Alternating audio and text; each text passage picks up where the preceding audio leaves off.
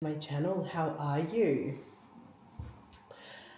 I prefer to do the things at the beginning. Don't forget to like the video and subscribe now, right? Anyway, let's get into it.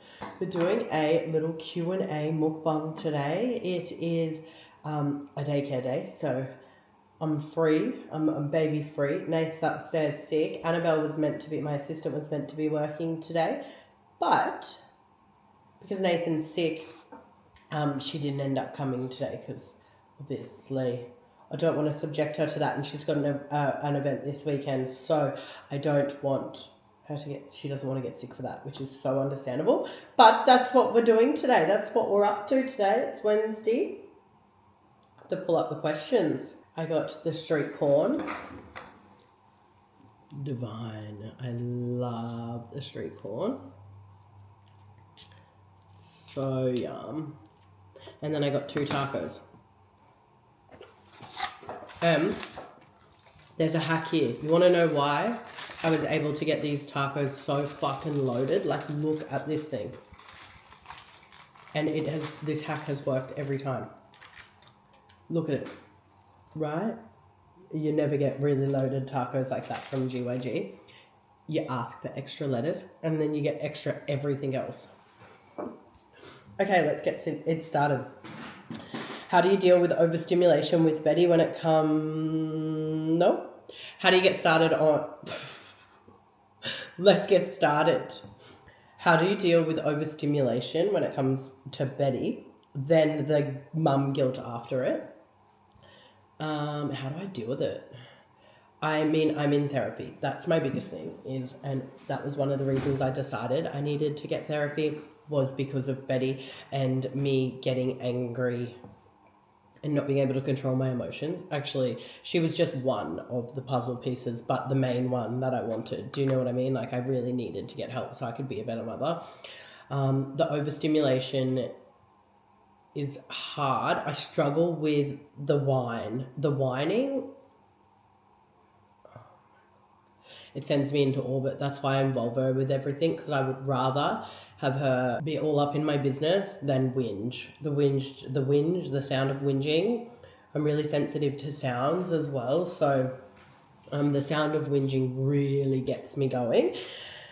But the guilt that comes after it, like when I do lose my cool with her, it's hard. Especially when I'm like putting her to bed at night. No, just look down at her and she's like this perfect, I'm gonna cry. This perfect little baby in my arms, and I'm like, how could I have done that? You know what I mean? Like, you're just a baby. So yeah, I'm getting help. It's not like super bad, but yeah, I do get overstimulated. I do snap sometimes, like every mum does, and I regret it after. And the guilt that comes with it is really heavy. I guess I just deal with it in a sense of like, I'm doing my best and I am trying to get help for it, and to learn to regulate my own emotions, because I was never taught that. I don't know how to regulate my emotions. My psychologist says that I'm in a constant state of fight or flight, and yeah, so I guess I don't know how I deal with it. I'm trying to learn how to deal with it, so if I get any tips along the way, I will let you know. How did me and Nathan meet? There's a little bit of lore behind it here. We met when he went to a private school in my area. I think he was like 2 grades above me. What's he born? 91 and I'm 93. So yeah, 2 grades above me. We would have like parties in the same area. So that's how we met. And when we partied together, I would like a fake ID. I'd go out with all of them, clubbing and stuff. And then yeah, we disconnected. We weren't really friends for about 10 years in between, and then we both met we reconnected on a bender. We went on a bender. I think it was like a 3-day bender. And then yeah, he came over again like that Wednesday, and then didn't really leave. The best things I like about living in the area I live in is how close we are to the water, and that there's always something on. How did I stop my binge eating? Therapy. The book called Brain Over Binge is really helpful as well. If you read, you can get it in an audiobook as well. But the biggest thing that helped me is stopping restricting myself. There's no restrictions on food. If I want something, I have it. Restriction only leads to a binge. And I stopped trying to change the way my body looked. I stopped all focus on the way my body looked, that I wanted to lose weight, etc. And then restriction, binge, cycle. So that's kind of how I stopped. But yeah, a lot of therapy, and yeah, removing restrictions around food. Have I been overseas? I have. I've done, obviously, Bali. I've done bits of Europe, Barcelona, Paris, America, and I think that's it, on New Zealand as well. Would I be open to increasing Betty's daycare days to help me do more work? Yes, but I don't really want to. Yeah. Oh, I don't want to lose time with her. So it's like that constant battle. Does it bother me that everyone pronounces Bet? No, I didn't know people pronounced it Bet. And if they do, I call her Bet as well. Betty, it doesn't bother us. But when I spell it to people, I always just say Bette, like Betty Davis. The hardest part about motherhood, babe, it's all fucking hard. It's all hard. I think the hardest part about motherhood, and this also could be turned into a positive thing, and I really struggled with this at the beginning, is it's never ending. I will never in my life, very grateful, mind you, like I don't want to have to preface everything I always say, like I love my fucking kid, right? The hardest thing about motherhood is it never stops. I don't want it to stop.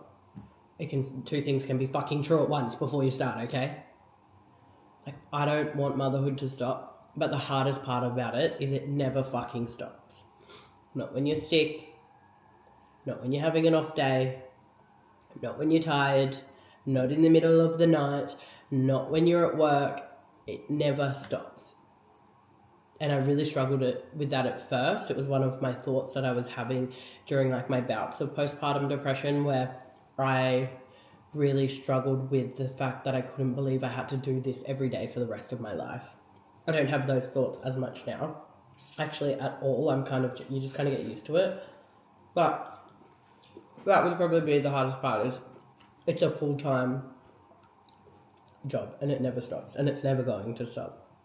What's the hardest, a newborn or a toddler? Well, the hardest, I would say toddlers are hard. Like, we're in the thick of it right now and it's really hard. But I would take this age over a newborn any day. It's, you know what, like, it's hard, but we have it pretty easy at the moment. Like, I'm loving this age. Why do I want another kid if they're so hard? I don't have a big family. And I've always wanted a big family. Nathan wants a big family too. Have you and Nathan made the decision about baby number 2? There's a few of these ones, like, is baby number 2 coming? We struggle with it. I really want another baby. I can't risk having a HG pregnancy again with the stage of the business that we're in, unfortunately. So it doesn't look like we're having another baby until I have finished building my business. And have systems and processes in place that I can step away completely for potentially longer than 9 months if I do have another HG pregnancy. Would I rather have a boy or a girl if we were to fall pregnant again? This answer might surprise you. A girl. The only reason is so I quite literally don't have to buy anything again. I don't care if it's a boy or a girl. Nathan doesn't care. It doesn't bother me. But gender disappointment is a real thing. I just don't think we'll get it. Maybe we will down the track. Would I ever go back brunette? So, black-haired Danielle is long gone, and I find like hair holds trauma, and the blonde me and like going blonde was like, I really changed who I was as a person, and I like evolved, I grew as a person when I went blonde. So I don't know, I don't know, I'm going more lived in though for winter and maybe go from there. Am I okay? I'm like so fine. I just cry every day. And like, I'm not actually okay. But like, I've been worse. Like, I'm okay. But how I am right now is like great compared to how I've been. Like, I want to live, if that's what you're asking. Like, I want to be alive. I knew it tasted different, and it's because I don't have any friggin' lime on it. Real raw advice for someone that's about to be in the trenches, in the newborn trenches. My advice, firstly, I'd start it with your world is about to be fucking rocked. Like, whatever you think you're expecting, you can't come close. Like, it will not come close to what is about to happen. I don't know, I was never around any kids or had a lot of anything to do with kids, so it was a really rude awakening to me. My advice, though, would probably be hang in there. It gets so much better. And if you do experience any kind of intrusive thoughts, or you're having bouts of postnatal depression or anything like that, there are a lot of resources available, and reach out, because you aren't alone in those thoughts and experiencing those things. So make sure you lean on the community that is readily available to you. But it's tough, and it gets so much better. But for some, it doesn't get better. The baby blues don't get better. So make sure you reach out if you need to. Thoughts on BMI and BMI shame by health professionals during pregnancy. I never got the shame around BMI and pregnancy because they never checked my BMI during pregnancy. And if they did, they weren't allowed to talk to me about it because I was in recovery for an eating disorder, 2 eating disorders actually. So they weren't allowed to tell me my weight. They weren't allowed to tell me my BMI. It was overweight though, probably actually obese. So, I was 140 kilos. I did have a little sneak peek before, which I know I'm not allowed to do. I wasn't allowed to do. I had a little sneak peek. I got up to 140 kilos, pregnant. Or 135. 135, 40. Something around that number. I can't really remember. Anyway, I don't know where I was up to because my dog was and I've left the fridge open. Yeah, so I had a sneak peek, so I think it would have been obese. My BMI. The BMI is so outdated. It goes off weight versus height. So it's really outdated, and shame around it's dumb. I hate it. I don't know. Do you know what I mean? How's Betty's sleep? And any tips? We saw a sleep trainer, and we sleep trained Betty, and she sleeps through the night. We've had maybe 1 or 2 wakes, maybe 3 wakes overnight this year. Since the beginning of the year, we had a crazy regression in the beginning of the year. Yeah, my advice would be to sleep train if that's something you're into. We sleep trained, and it was the best thing we could have done for our family. We actually sleep trained twice. But you're struggling in particular with early wake, so check to make sure they're not sleeping too much during the day. And the temperature of their room is an ideal temperature, I would say, for early wakes, and making sure you're not putting them to bed too early. Why aren't you and Nathan getting married when you've mentioned you want to be? Frankly, we don't have the money to. We can't afford to get married. So yeah, he hasn't bought me a ring because we can't afford it. Is the lifestyle reset project as successful as you hoped it to be, or better? We hoped for around 100 people on the first round, and we did that times 5. So beyond my wildest imagination. How do I find motivation? I don't. If I relied on solely motivation, I would never do anything. I rely on discipline. You have to be disciplined to get things done. Unfortunately, motivation comes and goes. And if I only ever relied on motivation, I would never get fucking anything done. Will I ever bring back Eat With Me lunches? They really helped me so much in my recovery. It's really sad. I had to stop doing them because of my own recovery, because of trolling. So I don't often let them win, but sometimes they do, and they won. I struggle with eating, as you know, eating as someone with an eating disorder can be quite an anxious thing to do. Like, it's hard to do, and then broadcasting that to the internet made it a lot harder.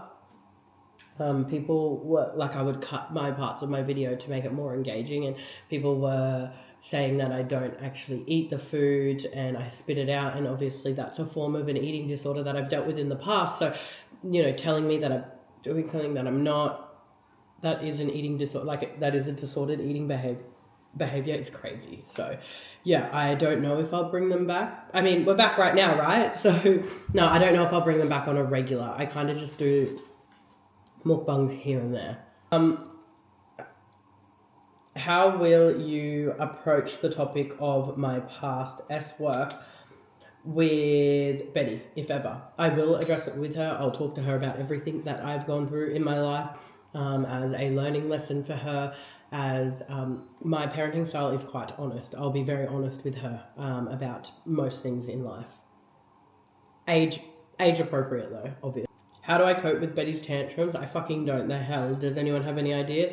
No, I sit on the floor when she's having a tantrum. I don't try and reason with her. I let her come to me. No, boo. No. I just sit down and I let her know, when you're ready, Mummy's here for a cuddle. And then I'll just keep asking her, do you want to cuddle? I won't pick her up and cuddle her without her consent. When I say it like that, I won't grab her out of her emotions and try and force something upon her like a cuddle, because that's just going to make her go crazier. So I just get down on her level and just say, Mummy's here for you when you want to cuddle. Do you want to cuddle? And I say, do you want to give Mummy a cuddle? And I wait for her to get up and come and give me a cuddle. But at this age, I don't think there's any reasoning with them. There's no time to talk about their emotions, especially while they're so heated and in the middle of a tantrum. And I can't focus on breathing techniques or anything like that, or trying to get her to regulate her emotions at such an early age. So I just kind of sit down with her, let her know that I'm here for her when she's ready. I always like to have something sweet after I eat. I don't know what it is, but I like to have something sweet. And make these protein balls, and they're so good. I don't know what I can and can't say on YouTube, but someone asked what my sex life is after a toddler, and frankly, I don't have one. It's been like 2 or 3 months, I don't know. If that makes me feel any better.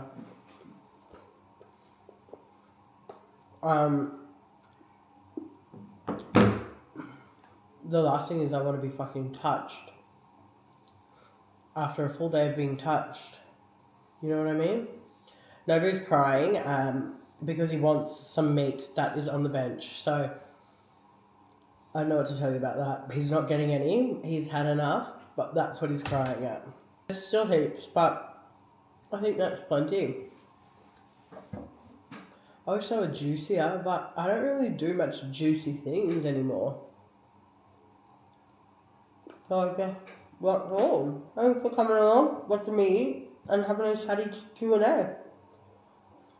I love yous, and I'll see you in the next one.